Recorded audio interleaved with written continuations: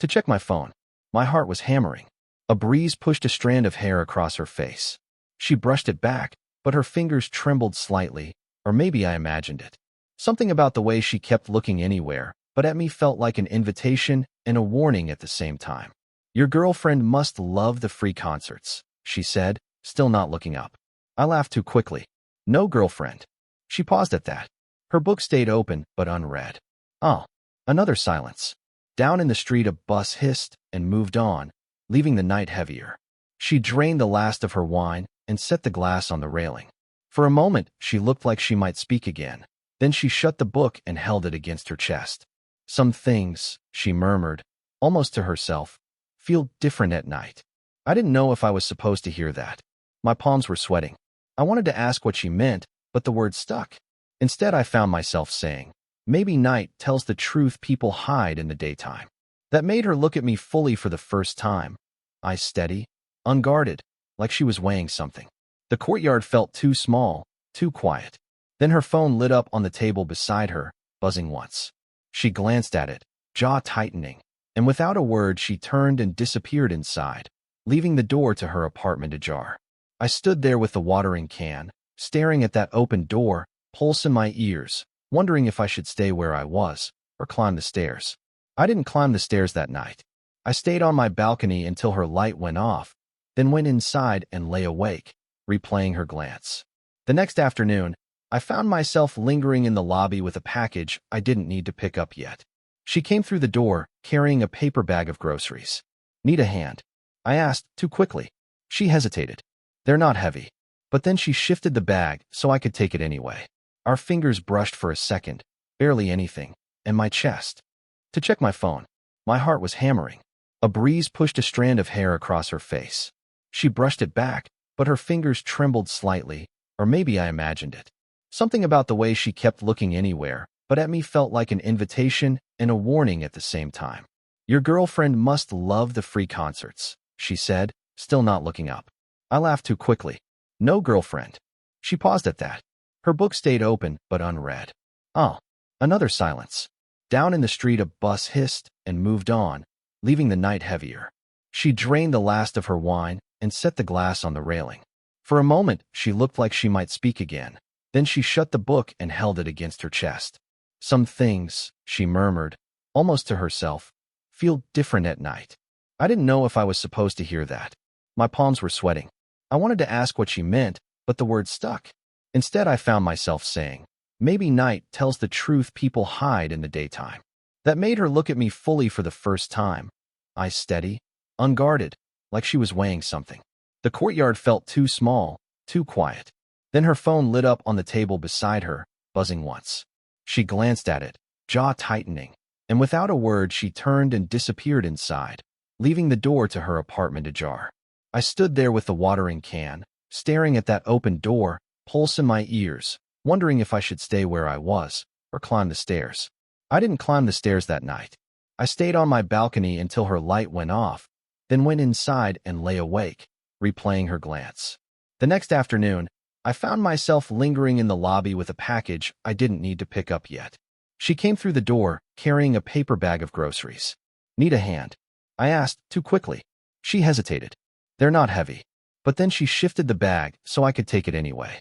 Our fingers brushed for a second, barely anything, and my chest tightened. Her apartment smelled like coffee and old wood. Books stacked on the floor, a record player in the corner. She motioned me toward the kitchen while she put things away. "No wine glass now, just a mug of tea." "Thanks," she said. I wasn't expecting company. "I'm not company," I said before thinking. "I mean, I live downstairs." That earned a small laugh. "Right." She poured water into the kettle and looked out the window instead of at me. There was a framed photo on the counter, Claire with a man around her age, smiling at some beach. The frame was turned slightly inward, as if she'd tried to hide it but hadn't. I looked away quickly. "Your husband?" I asked, regretting it immediately. "Ex," she said flatly. 2 years now. He's in Seattle." She stirred sugar into her tea even though she hadn't tasted it. "We're civil. We share a daughter. She's 22. Graduate school." I tried not to show the math on my face. "She doesn't live here?" "No," a pause. "Sometimes she visits. You probably passed her in the hall once or twice." Something in her tone warned me off more questions. I wrapped my fingers around the back of a chair. I didn't mean to pry. You didn't, she said softly. People don't usually ask. I nodded, unsure what to do with my hands. I wanted to tell her about my own past, the girlfriend who left for someone older, how I'd quit school last year because I felt adrift, but the word stuck. She was already older, wiser. My messy life would sound like a boy's excuses. Instead, I said, I sometimes play at a cafe near the station. Small sets. No one really listens. I would, she said, almost under her breath. The kettle whistled. She poured water into her mug, then handed me one without asking if I wanted tea. Our fingertips grazed again. This time neither of us moved away at once. The heat from the cup rose between us, mingling with a silence that felt heavier than steam. She broke it first. Evan, she stopped, pressing her lips together. You're very young. And you're not old, I said. My voice came out rougher than I meant. Her eyes flicked to mine, searching, but she didn't scold me. Instead, she reached past me for a spoon, her shoulder brushing my arm. Light, deliberate, or maybe accidental. I couldn't tell. For a heartbeat, we stood like that, both holding our cups, both pretending to look anywhere else, until she said quietly, maybe you'll play me a song sometime. I will, I whispered, not sure if she heard. I started taking the stairs instead of the elevator just to pass her door. Sometimes it was cracked open for air, and I'd hear the faint murmur of a radio. That night I knocked, half hoping she wouldn't answer. She did, hair damp from a shower, sweater sleeves pushed to her elbows. You shouldn't keep showing up like this, she said, but her voice lacked conviction. I had something for you. I lied, holding up a notebook of song sketches. Thought you could help me pick one. Her eyes softened for a second. Evan, she stepped aside anyway. Inside, the apartment smelled of rain. A coat, men's, but not hers, hung on the back of a chair. My stomach tightened. Someone here? I asked. She glanced at the coat. My daughter's friend dropped it off. She was staying here for a week. Left earlier. I nodded, but didn't entirely believe her. We sat at the small kitchen table. I opened the notebook, hands shaking slightly. She flipped through the pages without reading, just to keep her fingers moving. Do you ever think about what you're doing? She asked suddenly. What we're doing? I said. Her eyes lifted. Yes. I tried to joke. I'm just showing you songs. Her mouth twitched. You're half my age. Not quite. Close enough, she said quietly. I couldn't find words. She closed the notebook and pushed it back toward me, but her hand lingered on the cover. The silence stretched until a door slammed somewhere down the hall. Voices drifted up, two people arguing in the stairwell. Your daughter? I asked, panic flickering. No. She stood quickly, went to the window. Just neighbors. She exhaled, shoulders dropping. You should go. I stayed seated. You don't actually want me to. Her back stiffened. That's not fair. Neither is this, I said. My heart was thudding. I stood too, close enough to smell her tea and shampoo. She turned, and for a second her face was inches from mine, eyes darting to my mouth before she looked away. Don't, she whispered. I'm not doing anything. Yes, you are. Her hand brushed my arm as if to move me aside, but didn't. Her fingers stayed there, light, trembling. The room seemed to shrink around us. Then the apartment door swung open. A young woman stood in the frame, brown hair, suitcase in hand. She looked from Claire to me, expression unreadable. Mom, she said. Claire's hand dropped from my arm as if burned. Hannah, you're early. I took a step back, pulse roaring in my ears. Hannah's eyes flicked between us, suspicion sharpening. I'll go, I said, grabbing my notebook. No, Claire said quickly, but she didn't explain why. The air between all three of us vibrated with things unsaid. Hannah rolled her suitcase inside and shut the door. I froze in the kitchen doorway, notebook clutched tight, as Claire's gaze found mine. A silent plea, a warning, maybe both. Hannah's arrival changed the rhythm of everything. For a week, I only saw Claire in passing, on the stairs with groceries, in the laundry room folding towels. She smiled politely, like we were simply neighbors, but the space between us had gone electric. I'd catch her glancing over her shoulder when she thought Hannah wasn't looking.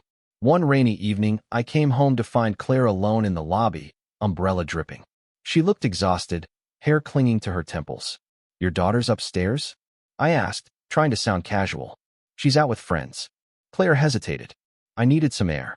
I followed her into the courtyard without asking. The rain had stopped, leaving the stones slick and shining under the security light. She leaned against the railing, hugging herself. "You've been avoiding me," I said. "I've been protecting you," she replied. "From what?" She gave a small, bitter laugh. "From me. From what people will think. From my own stupid impulses." I stepped closer. "Then why do you keep looking at me like that?" She turned her head sharply. "Don't. I'm serious." My voice cracked. "You act like I'm some kid who wandered in, but you don't treat me like one." "That's exactly the problem," she whispered. Silence. The courtyard smelled of wet earth and cigarette smoke from a window above. She pressed her palms flat on the railing as if steadying herself. "I've ruined enough things already," she said. "My marriage.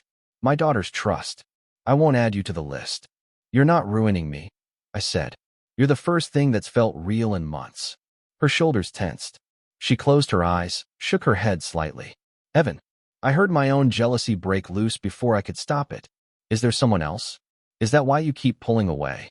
Her eyes snapped open. "No. God, no." Her voice was raw. "There's just everything that comes with me. My age. My mistakes. My daughter upstairs. You don't understand. Then make me understand." My hand landed on the railing right beside hers. Our fingers were a breath apart. For a long moment, she just stared at our hands. Her breathing went shallow. "This isn't fair to you," she said, but her voice trembled. "I get to decide what's fair," I said quietly. She finally looked up at me. The security light caught the faint line of tears at the corner of her eye. I'd never seen her cry before. "I can't stop thinking about you," she murmured, almost inaudible. The words hit me like a chord struck too hard. Before I could speak, she lifted her hand, hesitated, then brushed her fingers against my cheek. So light it was barely a touch. We stood like that, rain dripping from the railing. Our faces inches apart, neither moving closer yet, both caught in the moment just before something irreversible. The next morning, I found an envelope taped to my door. My name written in a looping hand I didn't recognize at first until I did. Inside, a single page: "We need to stop before Hannah finds out." No signature, but it didn't need one. I stared at it for a long time. The hallway smelled of toast and cleaning fluid. Downstairs, a door slammed. Claire was cutting me off without even speaking to me.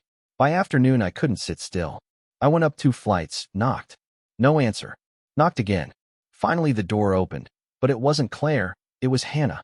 "She's out," Hannah said. She looked like she hadn't slept. "But I think you should know something." I hesitated in the doorway. "What?" "She's not who you think," Hannah said. "I found your notebook on the table. The one with the songs." I read the lyrics. Her eyes searched my face. "You're writing about her." Heat crawled up my neck. "That's private. She's been married this whole time," Hannah went on. "Not just divorced. They never signed the papers. He still comes back. He was here last week. The coat you saw is." "She didn't tell you." My mind spun. "No. She said they were civil." "They're not," Hannah said. "He's coming back this weekend to try again. She told me she's scared. And yet here you are." I couldn't breathe properly. "Why are you telling me this?" "Because you're my age," Hannah said. "And because she's my mother. And because you deserve to know what you're walking into." I stepped back from the door, the envelope still in my pocket. I should talk to her myself. Hannah's voice softened. "She's trying to protect you, Evan. Don't make it harder." I left without answering. The stairwell seemed narrower than usual, the paint more chipped. Back in my apartment, I opened the envelope again, reading the same line over and over. "Before Hannah finds out." But Hannah already knew. Evening fell. I heard voices upstairs. Claire's, low and tense. Hannah's, sharp. A man's voice joined in, unfamiliar but heavy. My chest tightened. He was here. I climbed the stairs before thinking. The door was half open, light spilling into the hall. Inside, Claire stood near the kitchen, arms crossed. A tall man with damp hair set a bag down. Hannah hovered at the edge like a referee. Claire saw me first. Her eyes widened. Fear, anger, something else. "Evan, go," she said quickly. The man turned, sizing me up. "Who's this?" "No one," Claire said, too fast. I froze in the doorway, every heartbeat loud in my ears. All 3 of them watching, waiting. The envelope felt like a weight in my pocket, the truth hanging in the air like a struck match. The hallway felt too narrow. I could see the 3 of them frozen in the kitchen, as if someone had hit pause. Claire's ex.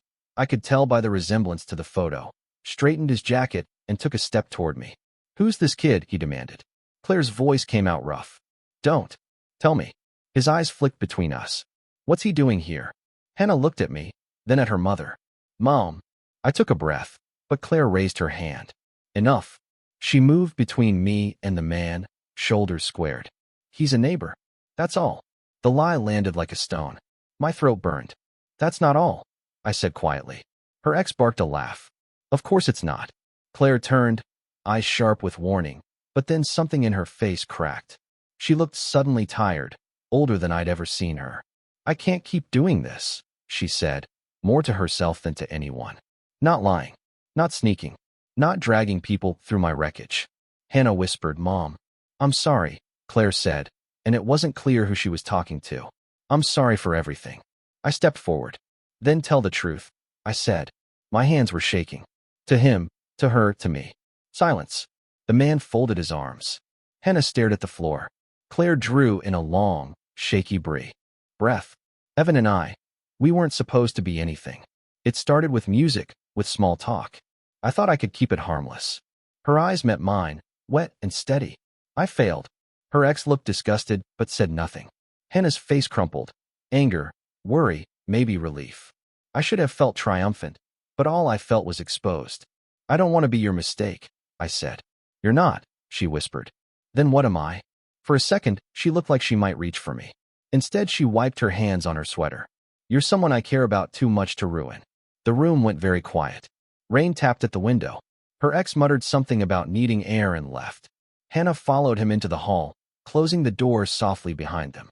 Now it was just us. Claire leaned against the counter, eyes shut. "I thought pushing you away would protect you," she said.